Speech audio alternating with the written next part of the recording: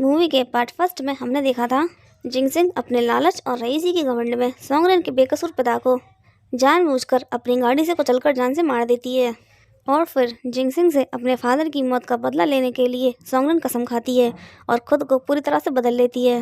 Movie part first का link description में दिया हुआ है। Now part 2। और सीटिंग बौखलाकर वहीं सबके सामने सोंगरेन से कह रही होती है, सबको पता है कि तुम जिंग परिवार की एक बेकार लड़की हो जो कि ज़्यादा पढ़ी लिखी नहीं है, तो फिर तुम इंग्लिश में कैसे बात कर सकती हो।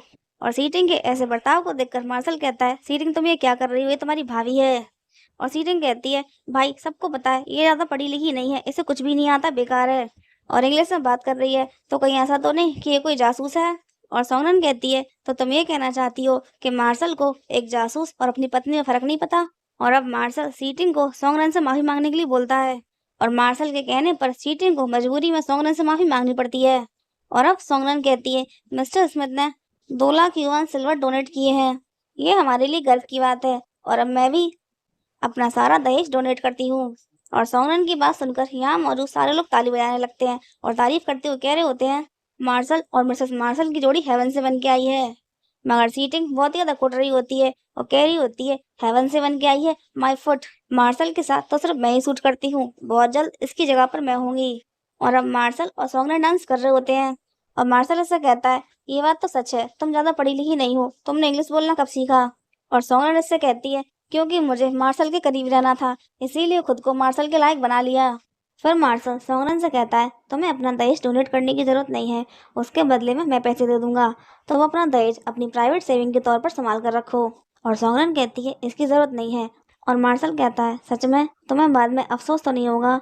और सोंगरेन कहती है, बिल्कुल नहीं, क्योंकि मेरे पास तो एक सबसे कीमती चीज़ है और वो आप हैं।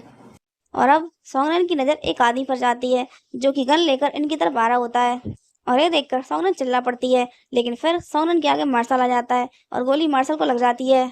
और फिर मार्शल का जूनियर इस आदमी को शूट कर देता है और गोली मार्शल के सीने में लगी थी, जिसकी वजह से ये तुरंत बेहोश हो जाता है।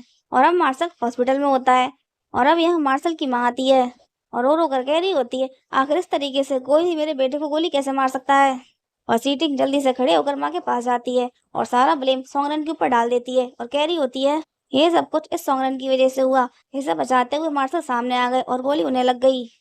और यहाँ आने से पहले मैंने सुना था कि जिंगसिंग का किसी के साथ अफेयर है और मुझे पूरा विश्वास है ये सब कुछ इसी वजह से हुआ है।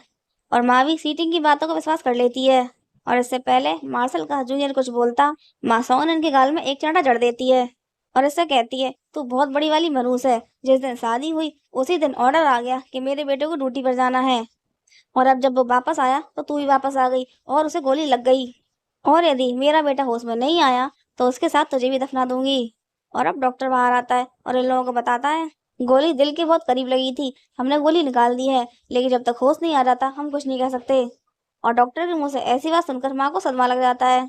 और अब सब लोग मार्शल के पास बैठे होते हैं और मार्शल की माँ मार्शल के जूनियर से कह रही होती है, तुमने मेरे बेटे के इलाज के लिए किसी विदेशी डॉक्टर को क्यों नहीं बुलवाया। और जूनियर कहता है, अगर हम किसी विदेशी डॉक्टर को बुलवाते तो वो कल तक आता और तब तक बहुत देर हो जाती। और सोंगरेन कहती है, हमारी सिटी में भी बहुत अच्छे अच्छे डॉक्टर हैं। और सीटिंग फिर से सोंगरेन की इंसल्ट करने लगती है और सोंगरेन इससे कहती है, मुझे तुमसे बहस नहीं करनी। और माँ से कहती है, माँ अब घर जाकर रेस्ट करें वरना बीमार हो जाएंगी और हॉस्पिटल में रहकर मैं मार्शल का ख्याल रखूंगी। और माँ कहती है, मेरा बेटा इस हाल में पड़ा है तो मैं घर जाके आराम कैसे कर सकती हूँ, और अगर मेरे बेटे को होश नहीं आया तो तेरे साथ तेरे पूरे खानदान को उसके संग दफना दूंगी, याद रखना। और तभी मार्शल को होश आ जाता है और होश में आने के बाद मार्शल सबसे पहले अपनी माँ से कहता है, माँ जिंगसिंग को ब्लेम मत करो। और माँ कहती है, तुम होश में आ गए हो इसीलिए अब मैं किसी को भी ब्लेम नहीं करूंगी। और अब सोंगरेन फिर से माँ को घर जाकर रेस्ट करने के लिए बोलती है और सीटिंग बीच में बोल पड़ती है, हॉस्पिटल में रह के मैं ब्रदर का ख्याल रखूंगी। और मार्शल इसके ऊपर नाराज हो जाता है और उससे कहता है, मेरी पत्नी जिंगसिंग है और उसे पता है मेरा ख्याल किस तरीके से रखना है, इसीलिए तुम चुपचाप माँ को लेके घर जाओ। और अब सबके चले जाने के बाद थोड़ा सीरियस होकर मार्शल सोंगरेन से कहता है, आखिर तुम हो कौन। और मार्शल के मुंह से ये बात सुनकर सोंगरेन थोड़ा घबरा जाती है और अपने मन में कह रही होती है, तो मार्शल को मेरे बारे में पता चली गया। और फिर मार्शल कहता है, तुम मेरी पत्नी हो, मेरा सहायक नहीं जो मुझे मार्शल कह के बुलाती हो, मैंने तुमसे कहा है ना मुझे मेरे नाम से बुलाया करो। और मार्शल के मुंह से ये बात सुनकर सोंगरेन की जान में जान आती है और वो कह रही होती है, ठीक है अब से मैं आपको नाम से बुलाऊंगी। और आज मार्शल डिस्चार्ज हो रहा होता है और सीटिंग फिर से मार्शल से चिपक कर कह रही होती है, ब्रदर मैं आपकी हेल्प करूंगी। मगर मार्शल फिर से इसको झटक देता है और इससे कहता है, मेरा ख्याल मेरी पत्नी रख लेगी, तुम बस अपना ख्याल रखो। और अब ये लोग हॉस्पिटल से जा रहे होते हैं, तभी दो नर्सें सोगरन को देखती हैं और देख के आपस में बातें करने लगती हैं। मार्शल की वाइफ तो कुछ जानी पहचानी लग रही है, बिल्कुल वैसी लग रही है जो लड़की 2 महीने पहले गर्भपात करवाने आई थी, और ये पिछले 2 सालों में 4 बार अबॉर्शन करवा चुकी है। और भला मार्शल की वाइफ इतनी बचलन कैसे हो सकती है। और इन दोनों नर्सेस की बातें सीटिंग सुन लेती है और चिल्लाकर इन दोनों से कहती है, तुम ये क्या बातें कर रही हो। और अब ये दोनों घर पर बैठे होते हैं और जिनसिंग आकर सोंगरेन से कहती है, आपने मुझे जो मेडिकल सूप बनाने के लिए बोला था वो मैंने बना दिया है, आकर चेक कर लें। और मार्शल इससे कहता है, अगर चेक करने का काम मेरी बीवी करेगी तो तुम क्या करोगी। और सोंगरेन कह देती है, इसे मैंने ही बोला था मुझे बुलाने के लिए, और आप मेरा यही वेट करें, मैं चेक करके आती हूँ। और अब जिनसिंग सोंगरेन को झटकते हुए इससे कह रही होती है, तूने मुझे जानबूझकर सूप बनाने के लिए बोला ना, जिसकी वजह से मेरे हाथ जल गए। क्या तू अपनी औकात भूल गई है। और सोंगरेन कहती है, क्या आप ये चाहती हैं कि आपके ड्रामे के बारे में सबको पता चल जाए। नहीं ना, इसी बात को कवर करने के लिए मैंने आपको किचन में भेजा। लेकिन बेचारी मिस सेंजिंग कुछ भी हैंडल नहीं कर पाती और अपने हाथ जला बैठी। और सोंगरेन की इस बात से चिढ़कर जिनसिंग इसके ऊपर हाथ उठा देती है, मगर सोंगरेन इसका हाथ पकड़ लेती है और इसको धक्का दे देती है। और जिनसिंग इससे कहती है, तेरी इतनी हिम्मत, तूने मुझे धक्का दिया। और सोंगरेन इससे कहती है, क्यों नहीं, मैंने आपसे पहले ही कह दिया था अगर आप मुझ पर हाथ उठाएंगी तो मैं मार्शल को सब कुछ बता दूंगी, और कहो तो एक आवाज़ देकर यहीं पर बुला लूं। और अब इन दोनों को मार्शल के आने की आवाज़ आती है, और जब तक मार्शल यहाँ आया इन दोनों ने अपने कपड़े बदल लिए थे। और जिनसिंग मार्शल को देख के मार्शल कह रही होती है, और मार्शल इससे कहता है, तुम मुझे फिर से मार्शल बुला रही हो। और जिनसिंग कहती है, मार्शल ना बुलाऊं तो और क्या बुलाऊं। और मार्शल कहता है, हमने डिसाइड किया था ना कि अब तो मुझे नाम से बुलाओगी। और जिनसिंग कहती है, हाँ आप सही कह रहे हैं, मैं भूल गई थी। और मार्शल इससे कहता है, तुम तो किचन की तरफ गई थी ना, तो फिर स्टोर रूम में क्या कर रही हो। और जिनसिंग बात बनाकर इसे यहाँ से ले जाती है। और अब मार्शल की चोटों में दवाई लगानी होती है, इसीलिए जिनसिंग इसकी पट्टी हटा रही होती है। और जैसी पट्टी हटती है इसका मन खराब हो जाता है और ये कह रही होती है, कितना घिनौना है। और इसके ऐसे बर्ताव को देखकर मार्शल कहता है, तुम इस घाव पर पहले कई बार दवा लगा चुकी हो, तो अब ऐसे बिहेव क्यों कर रही हो जैसे पहली बार देख रही हो। और जिनसिंग कहती है, कुछ नहीं, बस मुझे आपकी कुछ ज़्यादा ही चिंता हो रही है। और जिनसिंग के हाथ देखकर मार्शल कहता है, जब तुम यहाँ से गई थी तब तुम्हारे हाथ सही सलामत थे, अब कैसे जल गए। और जिनसिंग को कुछ भी समझ में नहीं आता कि क्या बोले। और जिनसिंग जल्दी से अपने हाथ छुपा लेती है, लेकिन उसको समझ में नहीं आ रहा था कि अभी क्या जवाब दे। लेकिन तभी मेडिसिन लेकर सोंगरेन आ गई थी और मार्शल से कह देती है, जब मैडम सूप को चेक कर रही थी उस वक्त उनके हाथ जल गए, इसीलिए अभी आपको मेडिसिन नहीं लगा पाएंगी, इसीलिए मैं लगा देती हूँ। और मार्शल के घाव पर मेडिसिन लगाने लगती है, और जिस तरीके से सोंगरेन मेडिसिन लगा रही होती है ये देखकर मार्शल कह रहा होता है, ये तो बिल्कुल सिंजिंग की तरह ही मेडिसिन लगा रही है। और मेडिसिन लगाने के बाद सोंगरेन यहाँ से जाने लगती है, मगर मार्शल इसको रोक लेता है और रोककर कह रहा होता है, रुको, मुझे तुम्हारा चेहरा देखना है। और मार्शल के मुंह से ये बात सुनकर घबराकर जिंगसन खड़ी हो जाती है और कहती है, ऐसा नहीं हो सकता। और मार्शल कहता है, क्यों नहीं। और जिंगसन कहती है, क्योंकि ये बहुत ही ज़्यादा बदसूरत है। और मार्शल कहता है, मैं एक योद्धा हूँ, मुझे हर चीज़ देखने की आदत है। और सोंगरेन का चेहरा देखने की जिद करने लगता है, और मार्शल के जिद करने की वजह से सोंगरेन अपना नकाब हटाने लगती है। और तभी इन लोगों को माँ के चिल्लाने की आवाज़ आती है, क्योंकि माँ बहुत ज़्यादा गुस्से में सीटिंग के साथ यहाँ पे आ रही होती है, क्योंकि सीटिंग को जो कुछ भी हॉस्पिटल से पता चला था उसने वो सब कुछ माँ को बता दिया था। और माँ जिंगसिंग पर चिल्लाते हुए ऐसे गालियाँ देती वहाँ पर आ रही होती है, और जिंगसिंग से कह रही होती है, बिच जल्दी से घुटनों पर आ जा। और जिंगसिंग कहती है, क्यों, क्या हो गया। और माँ कहती है, तू ये पूछ रही क्या हो गया। और वह सीटिंग से कहती है, सीटिंग अपने भाई को सब कुछ बता दो। और अब सीटिंग मार्शल को सारी बात बता देती है, और ये बात सुनकर मार्शल को भी विश्वास नहीं होता। और जिंगसिंग कहती है, सीटिंग मेरे ऊपर झूठा आरोप लगा रही है, क्योंकि खुद मार्शल की बीवी बनना चाहती है। माँ, अगर आपको मुझ पर विश्वास नहीं तो आप मार्शल से पूछ लो, जब हम पहली बार मिले थे तब मैं कुंवारी थी या फिर नहीं। और मार्शल कहता है, हाँ माँ कुंवारी थी।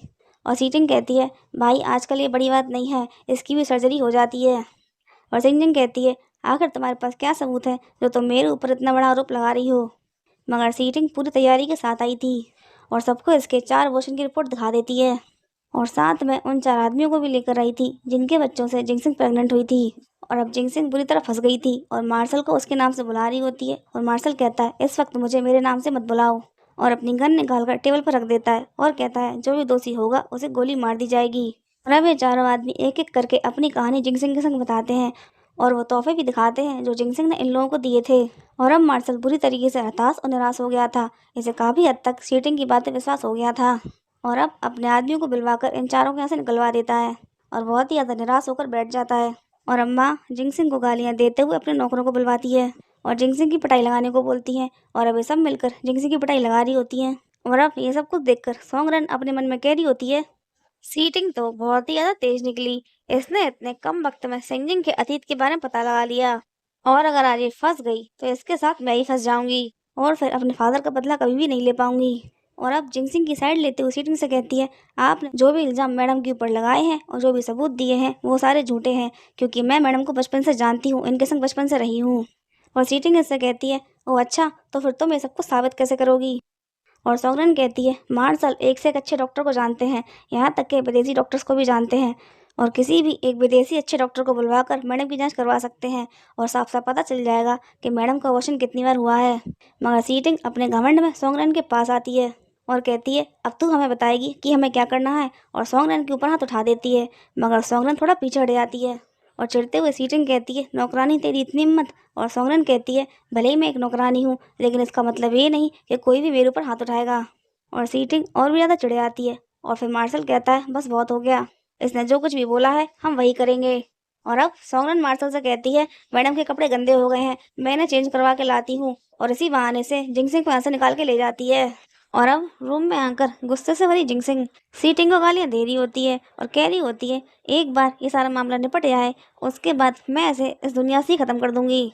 और इसकी बातें सुनकर सोगरन इससे कहती है, इस वक्त आपको ये सब सोचने की बजाय ये सोचना चाहिए कि इस सब से आप कैसे बाहर निकलेंगी। और जिंगसिंग कहती है, इसमें सोचना क्या है, मेरे बदले तुम जाओगी, तुम्हारी जांच होगी और तुम मार्शल को एक बच्चा पैदा करके दोगी। और सोंगरन कहती है, भला मैं ऐसा क्यों करूँगी। और जिंगसिंग कहती है, तेरी हिम्मत कैसे हुई ये सब कुछ बोलने की, मैंने तुझे मेरे बदले रखने की कीमत दी है। और सोंगरन कहती है, वो कीमत तो आपने मुझे मार्शल के साथ सोने की दी थी, उसके अलावा बच्चा पैदा करना या कोई और काम ऐसी कोई बात नहीं हुई थी। और जिंगसिंग कहती है, तू अपनी औकात से बाहर जा रही है, भूल मत तूने मेरा सारा दहेज डोनेट कर दिया, उसके लिए मैंने अभी तक तुझसे कुछ भी नहीं कहा। और सोंगरन कहती है, वो इसलिए क्योंकि आप ही ने मुझसे कहा था कि मैं पार्टी में जाकर सीटिंग को मार्शल से दूर कर दूं, और पार्टी में सीटिंग ने सिर्फ पियानो प्ले किया था, जिससे खुश होकर मिस्टर स्मिथ ने खुश होकर ढेर सारा डोनेशन दिया, और मुझे इस बात का डर था कहीं इस बात से खुश होकर मार्शल सीटिंग को आपकी जगह ना दे दें, इसीलिए मैंने आपका सारा दहेज डोनेट कर दिया, जिससे कि आप मार्शल की नज़रों में सीटिंग से ऊपर रहें। और अब जिंगसिंग कहती है, ठीक है, अगर तू मेरा ये काम करेगी तो इसके बदले में मैं तुझे सोने की 20 सीटें दूंगी। मगर अब सोंगरन मौके का पूरा पूरा फायदा उठा रही थी और जिंगसिंग को अच्छी तरीके से लूट रही होती है और भी सोने की ईंटों से भी नहीं मानती है। और जिंगसिंग अपनी मजबूरी की वजह से सोंगरन के सामने बेबस और लाचार हो जाती है। और जिंगसिंग इससे कहती है, भूल मत, अगर मैं फंसी तो संग में तू भी फंसेगी। और सोंगरन कहती है, मैं अगर फंस भी गई तो कोई बात नहीं, मैं तो एक मामूली नौकरानी हूँ, लेकिन आपका क्या, आप तो एक बहुत ही बड़े खानदान की लड़की है ना, और आपके साथ तो आपका पूरा खानदान डूबेगा। और अब जिंगसिंग सोंगरन के आगे मजबूर हो जाती है और इससे कहती है, बता तुझे क्या चाहिए। और सोंगरन कहती है, मुझे जिंग फैमिली की तिजोरी की चाबी चाहिए। और अब जिंगसिंग को मजबूर होकर सोंगरन की बात माननी पड़ती है। और अब सोंगरन कपड़े बदल के नीचे आती है और सोंगरन को देखकर सीटिंग कहती है, बस थोड़ी देर और, उसके बाद सबको पता चल जाएगा कि तू कितनी बड़ी बच्चलन है। और बहुत ही ज़्यादा शांत रहते हुए सोंगरन कहती है, इतनी जल्दी किसी भी नतीजे पर मत पहुंचो। और सीटिंग कहती है, मुझे अच्छे तरीके से पता है कि नतीजा क्या होगा। और अब सोंगरन कहती है, आज तुमने मुझे बदनाम करने की कोशिश की, अगर मैं निर्दोष साबित होती हूँ तो तुम्हें इसकी कीमत चुकानी पड़ेगी। और बहुत ही घमंड में सीटिंग कहती है, ठीक है, अगर तुम निर्दोष साबित हुई तो मैं अपने घुटने टेक कर तुमसे माफ़ी मांगूंगी। और सोंगरन कहती है, नहीं, इतना काफ़ी नहीं है, अगर मैं निर्दोष साबित हुई तो तुम्हें ये घर छोड़कर जाना पड़ेगा। और चढ़कर सीटिंग कहती है, तुम हद से बाहर जा रही हो। और सोंगरन कहती है, क्यों, क्या हुआ, डर गई, तुम्हें तो पूरा भरोसा है ना मैं बच्चलन हूँ, तो फिर डर किस बात का। और सीटिंग कहती है, ठीक है, मुझे मंजूर है। और अब डॉक्टर आते हैं और ये डॉक्टर मार्शल की फैमिली के फैमिली डॉक्टर हैं। और अब डॉक्टर सोंगरन की जांच करता है और जांच करके कहता है, मैडम ने आज तक एक भी अबॉर्शन नहीं करवाया है। और ये बात सुनकर मार्शल बहुत ही ज़्यादा खुश हो जाता है, लेकिन सीटिंग बौखला जाती है और डॉक्टर के ऊपर ही चढ़ने लगती है और कहती है, एक बार अच्छे से चेक करो। और डॉक्टर कहता है, मैंने गू फैमिली की सालों से सेवा की है और मुझे अपनी प्रैक्टिस पर पूरा भरोसा है। और सीटिंग ने डॉक्टर के साथ बदतमीजी की थी, इस बात के लिए माँ भी सीटिंग को डांट देती है। और डॉक्टर कहता है, मुझे आप लोगों को एक बात और बतानी है। और ये लोग चौंक कर पूछते हैं, क्या। और अब डॉक्टर बताता है, कि मैडम 1 महीने से ज़्यादा प्रेग्नेंट हैं। और ये बात जानकर माँ और मार्शल बहुत ही ज़्यादा खुश हो जाते हैं। और इसी के साथ सीटिंग चारों खाने चित। और अब मार्शल सॉन्गरन से माफ़ी मांग रहा होता है उस पर शक करने के लिए। और माँ दादी बनने वाली है, ये बात जानकर उनका रवैया सॉन्गरन के लिए एकदम चेंज हो जाता है। और सॉन्गरन के साथ बुरा बिहेव करने के लिए उससे माफ़ी मांग रही होती है। और सॉन्गरन कहती है, माँ आपको माफ़ी मांगने की ज़रूरत नहीं है, आप तो दूसरे के बहकावे में आ गई थी और मुझे खुद भी नहीं पता था कि मैं प्रेग्नेंट हूँ। और आज जो कुछ भी हुआ उसकी वजह से मेरे बच्चे की जान जा सकती थी। ये बात सुनकर तो माँ पे से बाहर हो जाती है और सीटिंग के ऊपर फट जाती है। और सीटिंग से कह रही होती है, तुमने मेरी बहू को बदनाम करने की कोशिश की और आज तुम्हारी वजह से मैं अपने पोते को हमेशा के लिए खो देती। और अब माँ मेड को बुलाकर सीटिंग को अच्छा लेसन सिखाती है और मेड सीटिंग का सर पकड़ के टेबल में मार रही होती है। और इसी के साथ सीटिंग का माथा फूट जाता है। मगर सीटिंग मार्शल से अब भी यही कहती है, इसके बहकावे मत आओ, ये बहुत चालाक है। और मार्शल कहता है, बस बहुत हो गया, आज तुम पर भरोसा करके मैं अपनी बीवी और बच्चा दोनों को एक पल में खो देता। और इसीलिए आज तुमने जो कुछ भी किया है उसकी वजह से तुमने मेरे ऊपर जो एहसान किया था वो ख़त्म। और अब तुम हमेशा हमेशा के लिए मेरे घर से निकल जाओ। और इसी के साथ सीटिंग को पकड़ के घर से बाहर निकाल दिया जाता है। और अब माँ सॉन्गरन से अपने बिहेवियर के लिए उससे माफ़ी मांगते हुए उसे कंपनसेट करती हैं और गिफ्ट में ढेर सारी ज्वेलरी और प्रॉपर्टी देती हैं। और मार्शल सॉन्गरन से कहता है, मुझे औरतों की पसंद और नापसंद के बारे में ज़्यादा नहीं पता और ये मेरा बैंक का टोकन है, तुम जब चाहो जितने पैसे मेरे बैंक खाते से निकाल सकती हो। और अब मार्शल सॉन्गरन को रूम में छोड़ने आता है और उसे रेस्ट करने के लिए बोलता है। और इन दोनों की बातें सुनकर जिंगसुक को पता चल जाता है कि सॉन्गरन प्रेग्नेंट है। और मार्शल के जाने के बाद टेबल के नीचे से निकल के आती है और सॉन्गरन से कह रही होती है, आज तुमने बहुत ही अच्छा काम किया और सही वक्त पर प्रेग्नेंट हो गई। मैं माँ को फ़ोन कर दूंगी और कोई आकर तुम्हें ले जाएगा और एक बार तुम्हारा ये बच्चा पैदा हो जाए उसके बाद तुम आज़ाद हो जाओगी और मार्शल की पत्नी के रूप में इस घर में मेरी जगह पक्की हो जाएगी। और अब सॉन्गरन इससे कहती है, भला मैं ये घर छोड़कर क्यों जाऊंगी। और सॉन्गरन के मुंह से ये बात सुनकर जिंगसिंग की आंखें बाहर आ जाती हैं और सॉन्गरन से कहती है, मतलब। और सॉन्गरन कहती है, क्योंकि मार्शल की पत्नी मैं हूँ और ये मेरे पति का घर है, तो फिर मैं अपने पति का घर छोड़ के क्यों जाऊंगी। और सॉन्गरन की बात से चिढ़कर जिंगसिंग इसके ऊपर हाथ उठा देती है, मगर सॉन्गरन इसका हाथ पकड़ लेती है और इसे पीछे धक्का दे देती है। और अब जिंगसिंग इसे गाली देते हुए कहती है, तू अपनी औकात भूल गई है और मेरी जगह लेकर मार्शल की पत्नी बनने के ख्वाब देख रही है, मैं तुझे जान से मरवा दूंगी। और अब सॉन्गरन इसके ऊपर गन तान देती है और जिंगसिंग की हालत खराब हो जाती है। और सॉन्गरन से कहती है, आखिर तुम करना क्या चाहती हो। और अब सॉन्गरन इससे कहती है, तुम्हारी नज़रों में किसी की भी ज़िंदगी की कोई कीमत नहीं, क्योंकि तुम बहुत बड़े खानदान की बेटी हो और मार्शल की पत्नी हो और इसी घमंड में चूर होकर तुम्हें यह लगता है कि तुम कुछ भी करोगी, कभी भी किसी की भी जान ले लोगी और कोई भी तुम्हारा कुछ नहीं बिगाड़ पाएगा। और अब जिंगसिंग इससे पूछती है, आखिर तुम हो कौन। और सॉन्गरन इससे कहती है, तुम्हें सॉन्ग डापिंग याद है। और जिंगसिंग कहती है, सॉन्ग डापिंग, कौन सॉन्ग डापिंग। और सॉन्गरन कहती है, हाँ, मार्शल की पत्नी को कहाँ कोई रिक्शे वाला याद रहेगा, भले ही तुम उसे अपनी गाड़ी के नीचे क्यों ना कुचल दो। और अब सॉन्गरन की बात सुनकर जिंगसिंग को ध्यान आ जाता है कि उसने किसी का एक्सीडेंट किया था। और अब जिंगसिंग से कह रही होती है, तुम उसी रिक्शे वाली की बेटी हो, लेकिन तुम तो पहले ऐसा नहीं दिखती थी और इसीलिए जानबूझकर तुम मेरे पास आई। और सॉन्गरन कहती है, हाँ बिल्कुल, ताकि मैं तुम्हारी जान ले सकूं। और जिंगसिंग कहती है, तुम मुझे जान से नहीं मार सकती, मैं मार्शल की पत्नी हूँ। और अब सॉन्गरन इससे कहती है, मार्शल की पत्नी। मार्शल को अपनी पत्नी के अंदर जो भी गुण चाहिए वो मेरे पास है, उसकी शादी की अंगूठी मेरे हाथ में है, मैं उसके बच्चे की माँ बनने वाली हूँ, उसका खानदानी कंगन मेरे पास है और उसकी पत्नी का चेहरा मेरे पास है, तो फिर मार्शल की असली पत्नी कौन है, मैं। और अब सॉन्गरन की बातें सुनकर जिंगसिंग कहती है, हाँ बिल्कुल, और अब मैं एक काम करती हूँ, अभी नीचे जाकर सबको सब कुछ बता देती हूँ, फिर देखते हैं कौन जिंदा रहता है कौन मरता है। और अब जिंगसिंग सबको बताने के लिए जाने लगती है और सॉन्गरन इसके सर में फ्लावर पॉट दे मारती है और सर में चोट लगने की वजह से जिंगसिंग बेहोश हो जाती है। और अब सॉन्गरन जिंगसिंग को एक बॉक्स में बंद कर देती है और जिंगसिंग की ही खास मेड से कह रही होती है, अब हमें इस सॉन्गरन की ज़रूरत नहीं है, इसे मेरे मायके ले जाकर दूर दफना दो। और मार्शल से एक बार और बात करने के लिए सीटिंग भी यहाँ पर आई होती है और सीटिंग इन दोनों की बातें सुन लेती है और फिर मेड का पीछा करती है। और अब माँ सॉन्गरन से कह रही होती है, जिंगसिंग, तुम काफ़ी समय से अपने माँ बाप से मिलने नहीं गई और अब तो तुम गर्व से हो, इसीलिए आज मैंने उन्हें खाने पर बुलाया है और वो किसी वक्त आते होंगे। और अब यहाँ जिंगसिंग के पेरेंट्स आते हैं और माँ और मार्शल इनका वेलकम करते हैं और फिर जिंगसिंग को उसके पेरेंट्स से बात करने के लिए इन लोगों का अकेला छोड़ देते हैं। और जिंगसिंग की माँ को नहीं पता कि उनके सामने जो लड़की खड़ी है वो जिंगसिंग नहीं बल्कि सॉन्गरन है। और सोंगरन जिंगसिंग की माँ से कह रही होती है, मैंने आपको जो काम करने के लिए बोला था वो आप ध्यान से करवा देना। और जिंगसिंग की माँ कहती है, तुम चिंता मत करो, उस लड़की को मैं ऐसी जगह दफनाऊंगी कि वो तो क्या, कभी उसकी परछाई भी बाहर नहीं निकल पाएगी। और जिंगसिंग के पेरेंट्स भी बिल्कुल जिंगसिंग की तरह ही हैं, इनकी नज़रों में भी गरीब लोगों की कोई वैल्यू नहीं।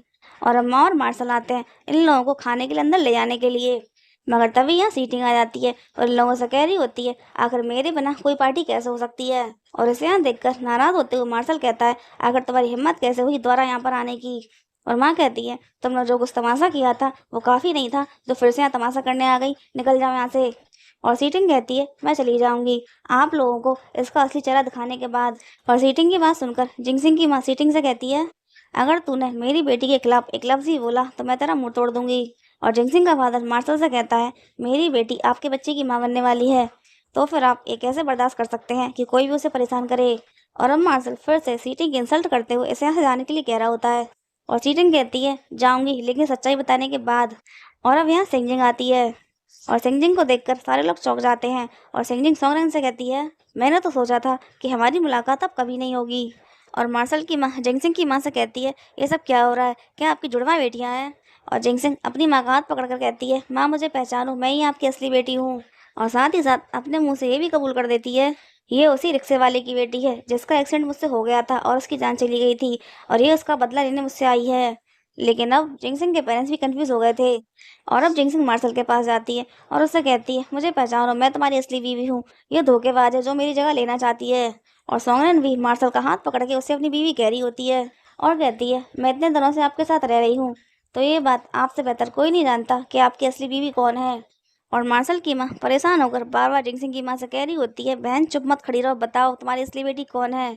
और इससे पहले जिंगसिंग की माँ कुछ बोलती, सोंगरेन बात करते करते धीरे से जिंगसिंग की माँ के कान के पास जाती है और इनसे कहती है, अगर मार्शल को इस बात का पता चल गया कि आप माँ बेटी ने क्या गुल खिलाया है मार्शल को बेवकूफ़ बनाने के लिए, और आपकी बेटी का ऑलरेडी 4 बार अबॉर्शन हो चुका है, और ऐसी बच्चे लड़की की आपने मार्शल से शादी करवा दी, और उसके बाद सच्चाई को छुपाने के लिए क्या क्या कारनामे किए हैं, अगर इस सब के बारे में मार्शल को पता चल गया तो आप जानती हैं आपके संग क्या होगा। और आप ही नहीं, आपके साथ साथ आपके पूरे खानदान को जिंदा दफना दिया जाएगा। और अब सोंगरेन की धमकी सुनकर जिंगसिंग की मदर और फादर दोनों को सदमा लग जाता है। और जिंगसिंग अपनी माँ से बैक करते हुए कह रही होती है, माँ कुछ तो बोलो ना, मुझे पहचानो, मैं ही आपकी बेटी हूँ, आप कुछ बोल क्यों नहीं रही, और ये सिर्फ मेरी एक रिप्लेसमेंट है। लेकिन सोंगरेन की धमकी वजह से माँ की बोलती बंद हो गई थी। और अब जिंगसिंग का फादर सच्चाई जानते हुए जिंगसिंग के गाल में एक जोरदार चांटा लगा देता है और मार्शल से कहता है, ये झूठ बोल रही है, ये हमारी असली बेटी है। और जिंगसिंग की माँ भी जिंगसिंग के फादर में हाँ मिलाती है। और इन लोगों की ऐसी बातें सुनकर सीटिंग को शौक लग जाता है और इन लोगों से कहती है, आप लोग अपनी ही बेटी को नहीं पहचान रहे। और माँ कहती है, हमें अच्छे से पता है कि हमारी बेटी कौन है, हमें तुमसे जानने की जरूरत नहीं है, ये बस एक नीच और बेशरम है जो हमारी बेटी की जगह लेना चाहती है। और मार्शल इनसे कहता है, आपको पूरा विश्वास है ना कौन आपकी असली बेटी है। और जिंगसिंग का फादर कहता है, हमें बहुत अच्छे से पता है, ये बस एक नीच है जो अपनी शक्ल का फायदा उठाकर बड़े खानदान में घुसना चाहती है। और बौखलाकर जिंगसिंग कहती है, माँ पा आप ये कैसी बातें कर रहे हैं, पहचाने मुझे, मैं आपकी असली बेटी हूँ। और ये लोग उससे कहते हैं, बस बहुत हो गया, निकल जाओ यहाँ से, इस बार हम तुझे माफ़ किए दे रहे हैं, लेकिन अगर अगली बार तूने ऐसा कुछ भी करने की कोशिश की तो हम तेरी जान ले लेंगे। और अब जिंगसिंग मजबूर हो जाती है और अपने मन में कह रही होती है, ठीक है अभी तो मैं जा रही हूँ, सोंगरेन इंतजार करना, मैं तुम्हें छोड़ूंगी नहीं।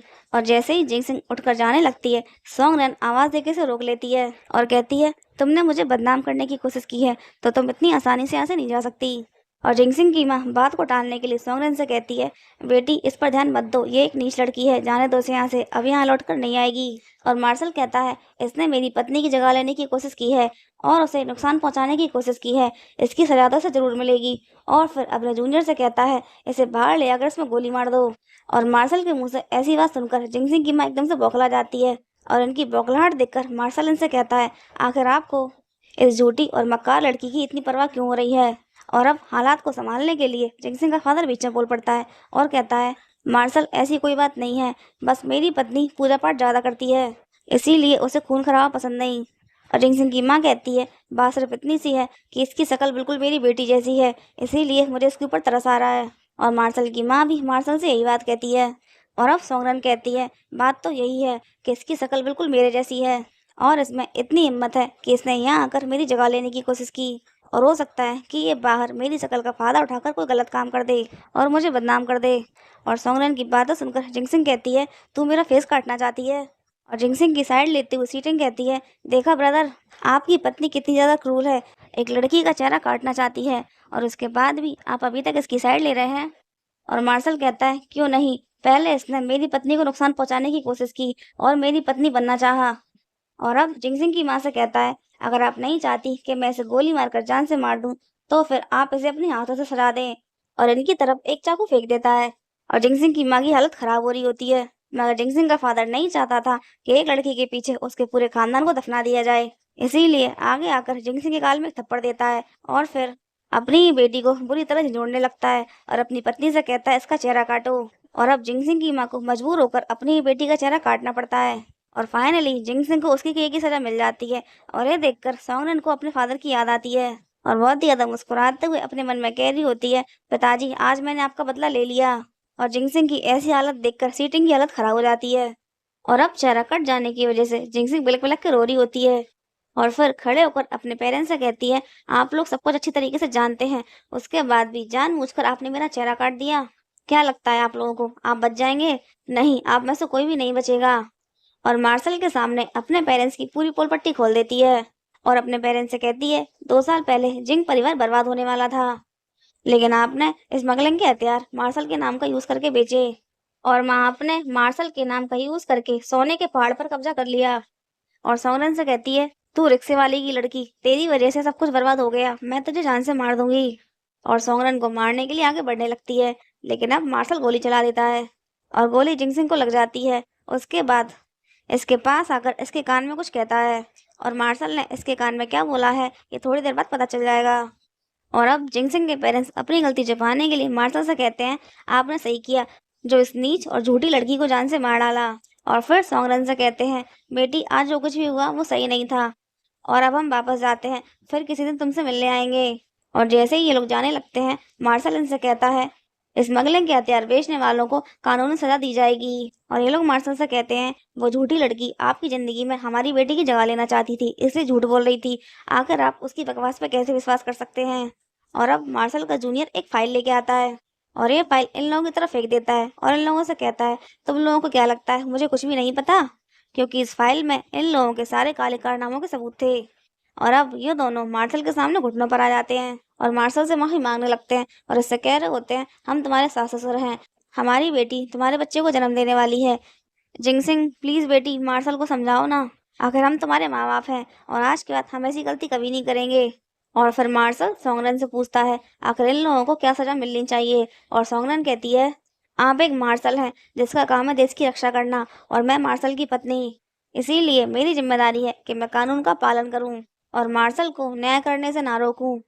और सोंगरन के मुंह से ऐसी बात सुनकर जिंगसिंग के पेरेंट्स बौखला जाते हैं और मार्शल से कहते हैं, हमसे गलती हो गई, हमने अपनी बेटी को पहचानने में गलती कर दी, ये लड़की हमारी बेटी हो ही नहीं सकती, अगर ये हमारी बेटी होती तो हर हाल में हमारा ही संग देती। और मार्शल कहता है, बस बहुत हो गया, और फिर अपने जूनियर को बुलाकर इन लोगों को जेल में डालने के लिए बोलता है और कहता है, इन्हें कानून के हिसाब से इन्हें सजा दी जाएगी। और जिंगसिंग के पेरेंट्स की बात सुनकर सीटिंग बहुत ज़्यादा एक्साइटेड हो जाती है और जल्दी से दौड़कर माँ के पास जाती है और माँ के पास जाकर उन्हें अपनी बातों पर एक बार विश्वास करने के लिए बोल रही होती है। लेकिन माँ सोंगरन के पेट की तरफ देखती है क्योंकि उन्हें तो सिर्फ अब अपने नाती पोतों से मतलब था और कहती हैं, मैं बहुत थक गई हूँ, आराम करने जा रही हूँ, और यहाँ से चली जाती हैं।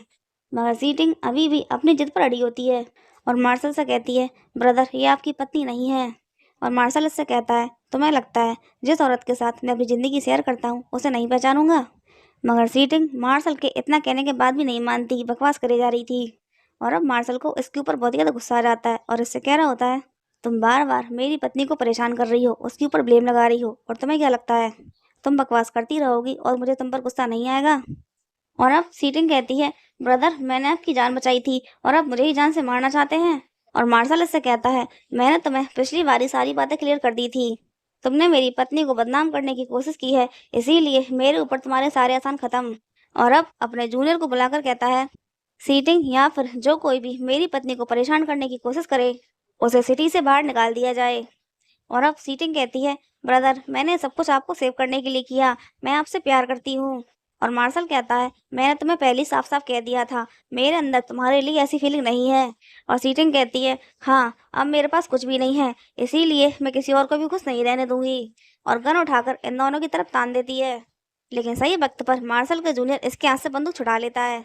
और अब सीटिंग की हरकतों की वजह से मार्शल को इसके ऊपर बहुत ही ज्यादा गुस्सा आ जाता है और अपने जूनियर को बोलकर इसको जेल में डलवा देता है। और अब यहाँ ये दोनों अकेले होते हैं और सॉन्गरन मार्शल से एकदम दूर हो जाती है और अपने बारे में सारी सच्चाई मार्शल को बता देती है और इससे कहती है, मेरे पापा रिक्शा चलाते थे, लेकिन उसके बाद भी उन्होंने मुझे पढ़ाने के लिए एक बहुत ही हाई फाई स्कूल में भेजा और जिसकी फीस भरने के लिए वो दिन रात मेहनत करते थे। और अच्छे स्कूल और अच्छे नंबरों से पास होने की वजह से मेरी अच्छी नौकरी लग गई। उसके बाद मैं अपने फादर को एक अच्छी और आराम भरी जिंदगी देना चाहती थी और जिस दिन मेरी नौकरी लगी उसी दिन जिंगसिंग ने हमारी जिंदगी बर्बाद कर दी और उससे बदला लेने के लिए मैंने सब कुछ किया। लेकिन जिंगसिंग से बदला लेने के लिए मैंने तुम्हें धोखा दिया, जिसके लिए मैं तुमसे माफी मांगती हूँ और तुम मुझे जो सजा दोगे मुझे मंजूर होगी। और मार्शल बहुत ही ज्यादा शांत होकर सॉन्गरन की बातें सुन रहा होता है और फिर इसके हाथ में एक फोटो देता है जो कि सॉन्गरन की ही पुरानी फोटो थी। और ये देखकर सॉन्गरन चौंक जाती है और उससे कहती है, ये तो मेरा पुराना फोटो है, इसका मतलब तुम सब कुछ पहले से ही जानते हो। और मार्शल कहता है, हाँ, क्योंकि तुम्हारा बर्ताव एकदम से चेंज हो गया था। शादी से पहले मैं और जिंगसिंग एक दूसरे के संपर्क में ज्यादा नहीं थे, लेकिन मैंने सुना था कि वो एक बहुत ही ज्यादा क्रूर और लालची लड़की है, लेकिन तुम उससे बिल्कुल अलग थी। इसीलिए मुझे तुम पर शक हुआ और उस दिन जब पार्टी थी तब तुमने अपना सारा दहेज डोनेट कर दिया। और जब मैंने तुमसे ये कहा कि तुम्हें अपना दहेज डोनेट करने की जरूरत नहीं है, तुम्हारे बदले में मैं पैसे दे दूंगा, लेकिन तुमने मना कर दिया और तुम्हारे चेहरे पर मुझे कहीं भी जरा सा अफसोस नहीं दिखाई दे रहा था कि तुमने अपना सारा दहेज डोनेट कर दिया। और कोई भी इंसान चाहे कितना भी अच्छा बनने की कोशिश करे, लेकिन वो अपना स्वभाव नहीं बदल सकता। और जब मुझे गोली लगी थी और मैं हॉस्पिटल में एडमिट था, तब तुम ये सारी बातें नींद में बड़बड़ा रही थी। और उसके बाद मैंने अपने जूनियर को सच का पता लगाने के लिए बोला। और मार्शल की बात सुनकर जिंगसन कहती है, अब तो आपको सब कुछ पता चल गया ना, मैं आपकी बीवी बनने लायक नहीं हूँ। और मार्शल कहता है, मार्शल की पत्नी वो है जिससे मार्शल प्यार करता है, मार्शल तुमसे प्यार करता है, इसीलिए मार्शल की पत्नी तुम हो और तुम ही रहोगी। और जिंगसिंग को गोली लग जाने के बाद मार्शल ने जिंगसिंग से यही कहा था, मैं सच्चाई जानता हूँ और तुम इसी के लायक हो। और अब ये दोनों सोंगरन की फादर की कब्र पे आते हैं और सोंगरन मार्शल से कहती है, मेरे पास ज्यादा पैसे नहीं थे और जिंगसिंग ने मेरे फादर को कार से कुचला था, जिसकी वजह से कोई भी हमारी मदद करने को तैयार नहीं था, इसीलिए मैंने अपने फादर को यहीं दफना दिया। और सोंगरन अपने फादर से कहती है, पिताजी मुझे माफ कर दीजिए, आपसे मिलने आने में मुझे देर हो गई। और अब मार्शल घुटनों पर बैठ जाता है और सोनन के फादर से वादा करता है कि मैं हमेशा आपकी बेटी का ख्याल रखूंगा और किसी भी हाल में कभी भी इसका साथ नहीं छोड़ूंगा। और फिर सोंगरन से कहता है, अगले महीने त्योहार है और उसी दिन मैं किसी अच्छे कब्रिस्तान को ढूंढकर पिताजी की कब्र को वहां स्थापित करवा दूंगा। और सोंगरन इससे कहती है, थैंक यू सो मच। और ये सोंगरन से कहता है, थैंक यू सो मच जो तुम मेरी जिंदगी में आई।